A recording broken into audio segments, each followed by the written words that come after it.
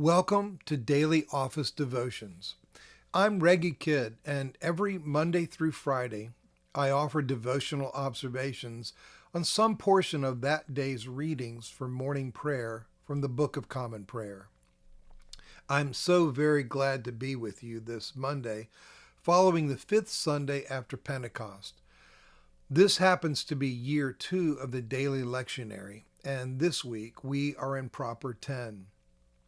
Our readings today come from Joshua chapter 2, Romans chapter 11, and Matthew chapter 25. I'll make brief observations from each passage. What a rich juxtaposition in today's Old Testament and Epistle readings. Rahab, the pagan prostitute, recognizes that Yahweh, the Israelites' God, is indeed God in heaven above and on earth below. Joshua chapter 2, verse 11. Rahab recognizes that Yahweh has brought the Israelites out of slavery and is fighting on their behalf to give them a new home.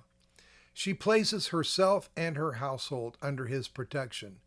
In doing so, she becomes a wonderful picture of sinners who were saved by grace. Paul the Apostle marvels that the descendants of the rescue from Egypt and beneficiaries of the conquest of Jericho and Canaan failed to see the greater rescue from sin and the conquest of death and hell that same God has now accomplished in his Son, Jesus Christ. In doing so, they become a sobering picture of spiritually privileged people who, failing to appreciate the mercy already extended to them, ironically and unwillingly show their need for even greater mercy. Looking ahead to Romans chapter 11, verses 28 through 32. For her part, Rahab looks for kindness from the Lord's hand. In today's reading, she receives verbal assurance that if she does not give the spies away, then we will deal kindly and faithfully with you when the Lord gives us the land. Joshua chapter 2, verse 14.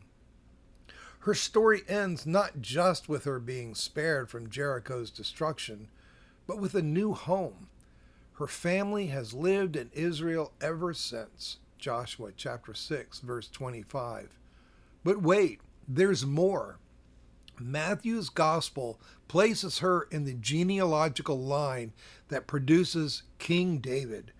Matthew chapter 1, verse 5. Rahab's is humbling, inspiring faith. For his part, Paul looks for the faithfulness of God. He puzzles through the question of whether God has rejected the people God himself chose for bringing salvation to the world. The first place Paul looks is to his own experience. As a member of the tribe of Benjamin, he himself is evidence that God has not rejected the people he foreknew. Romans chapter 11, verse 1. And if in the present it seems that only a remnant of Israelites get what God is doing, well, there's a long history of God working with a remnant chosen by grace. Romans chapter 11, verse 5. It was that way in Elijah's day when God had to remind his prophet, I have kept for myself 7,000 who have not bowed the knee to Baal. Romans chapter 11, verses 2 through 5, quoting 1 Kings chapter 19, verse 18. It was that way for Moses and Isaiah. God gave the people a sluggish spirit, eyes that would not see and ears that would not hear, down to this very day. Romans chapter 11, verse 8, recalling Deuteronomy chapter 29, verse 4, and Isaiah chapter 29, verse 10. It was that way for King David, who cried out to the Lord in protest of his many enemies, let their table become a snare and a trap.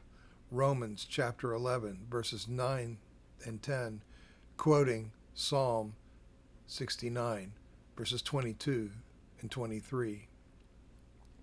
Paul is saying that if you look really hard, you will see a couple of things in Israel's situation. First, It's clear that God's gracious choice, which hearts to harden and which hearts not to harden, means it's not about works. Otherwise, grace would no longer be grace. Romans chapter 11, verse 6. Our job is not to try to be good enough to merit anything. Our job is simply to believe in who God is and what he has done and is doing. And when we do that, we cannot help but live lives in gratitude for this grace.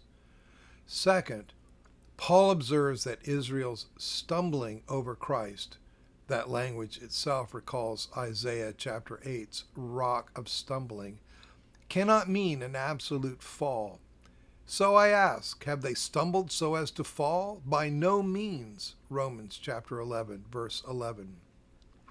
Paul's hope, as Jewish apostle to the Gentiles, is that his fellow Israelites will eventually be provoked to jealousy when they see their spiritual riches in the hands of someone else.